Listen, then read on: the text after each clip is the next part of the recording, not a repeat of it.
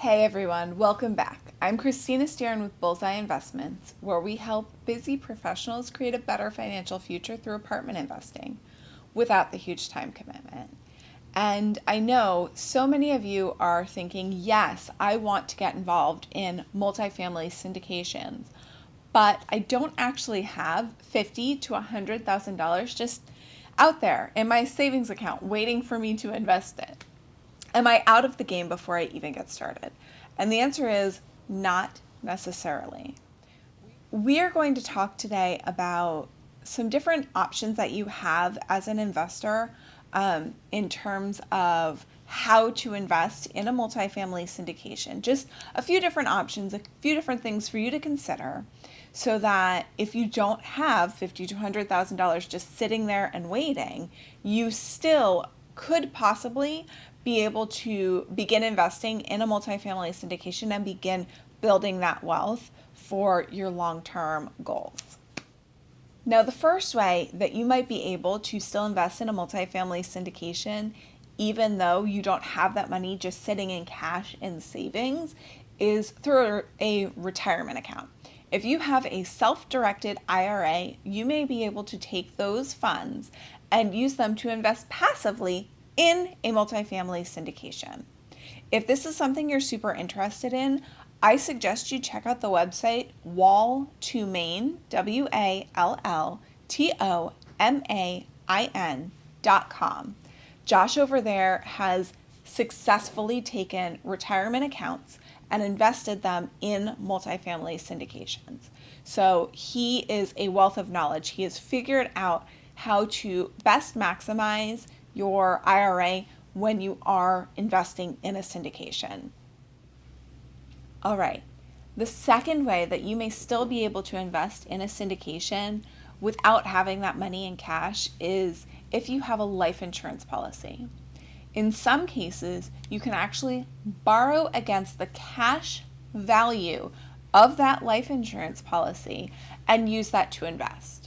Now, it is important to note that you'll probably have to pay some form of interest back to the policyholder, but generally speaking, it tends to be lower than what you are expected to get in proceeds from the investment itself, right? From the syndication investment.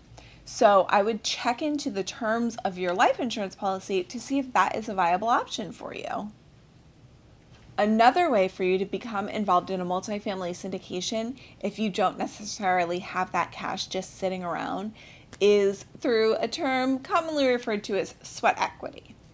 Basically, that means if you find the deal and you can bring it to a sponsor and they can do the fundraising, you might get a percentage of the profits through either an acquisition fee, which is money paid to you for finding the opportunity, or through ownership, like a small percentage of ownership. It just kind of depends on the terms of the opportunity. So if you don't have that money sitting in cash ready to invest, or you don't have a retirement account, or you don't have a life insurance policy that would allow you to invest that full amount, but you have the time and the ability to learn how to find an opportunity like this, you may be able to get in by taking that talent and that hard work and time and putting them into finding the opportunity. Now, if you don't have that money sitting in the bank, but you have a smaller amount, there are a couple options that you have. You can choose to invest it in a different way, and then when you have that $50,000 minimum, you can pull that investment and your earnings from however it is you chose to invest it and roll that into a syndication. I would suggest something like a real estate investment trust for that because the barrier point of entry is a lot lower than a syndication. I did a video on the differences between a real estate investment trust and a syndication, so I'm going to link that below for you just in case you haven't already seen it, so that you're a little bit more familiar with the differences between the two. The other way to become involved in a syndication if you don't have $50,000 or whatever the minimum is, but you have a little bit below that, would be to talk directly to your sponsor and see if they're able to accept your smaller amount. While this probably is going to result in a no a lot of the times, sometimes, occasionally, a sponsor is able to open it up to a couple of people with slightly smaller amounts.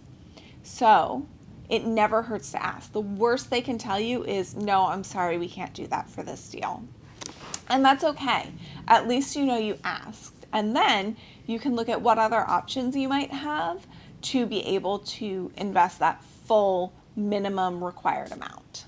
I hope this video was really helpful and it opened your eyes to some of the different ways that you may be able to invest in a multifamily syndication aside from just having money in the bank to invest. If you found this video helpful, please feel free to like it so everyone on the internet knows that it was helpful to you. Share it with somebody else who's learning about multifamily investing so that they know what all of their options are. Leave us a comment below to let us know which of these techniques you think you might try first. And subscribe to our channel so that every time we drop a video, you'll be the first to know. Have a wonderful day and we'll talk to you soon. Bye.